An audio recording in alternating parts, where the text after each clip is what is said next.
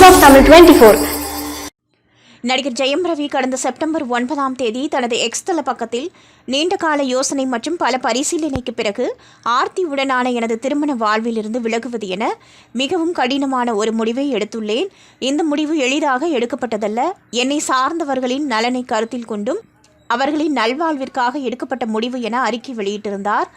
இந்த அதிர்ச்சியில் இருந்த அவரது ரசிகர்கள் மீளாத நிலையில் தனது பிறந்த நாள் அன்று மனைவியிடமிருந்து விவாகரத்து கேட்டு ஜெயம் ரவி சென்னை குடும்ப நல நீதிமன்றத்தில் மனு தாக்கல் செய்திருந்தார். அதில் தனது மனைவியிடமிருந்து விவாகரத்து வழங்க வேண்டும் என்றும் 2009ஆம் ஆண்டு பதிவு செய்த தங்கள் திருமண பதிவை ரத்து செய்ய வேண்டும் என்று கூறியிருந்தார். இதையடுத்து ஜெயம் ரவியின் மனைவி ஆர்த்தி ஒரு அறிக்கை வெளியிட்டிருந்தார். அதில் விவாகரத்து முடிவை ஜெயம் ரவி தன்னிச்சையாக எடுத்துள்ளார் என்றும் அது என் ஒப்புதல் இல்லாமல் தன்னிச்சையாக எடுக்கப்பட்டது. இந்த விவகாரத்தில் எனக்கு உடன்பாடு இல்லை. நான் தனிப்பட்ட முறையில் ஜெயம் ரவியை சந்தித்து பேச அனுமதி கேட்டும் இதுநாள் வரை அனுமதி கிடைக்கவில்லை. விவாகரத்து விஷயத்தில் அவருடன் தனிப்பட்ட முறையில் பேச காத்திருக்கிறேன் என்று அறிக்கை வெளியிட்டிருந்தார். இந்நிலையில் ஜெயம் ரவி தொடர்ந்த விவாகரத்து வழக்கு இன்று சென்னை 3வது குடும்ப நல நீதிமன்ற நீதிபதி தேன்மொழி முன் விசாரணைக்கு வந்தது. இதில் ஜெயம் ரவி நேரில் ஆஜராகியிருந்தார். ஆர்த்தி காணொலி காட்சி மூலமாக ஆஜராகியிருந்தார்.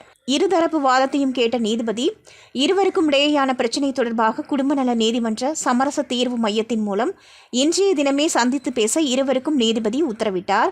அங்கு எடுக்கப்படும் முடிவு தொடர்பாக விபரங்களை இன்றைய தினமே தாக்கல் செய்ய வேண்டும் என நீதிபதி தேன்மொழி உத்தரவிட்டுள்ளார். நீங்க பார்த்துட்டு இருக்கிறது voice of Tamil 24. Like, share and subscribe.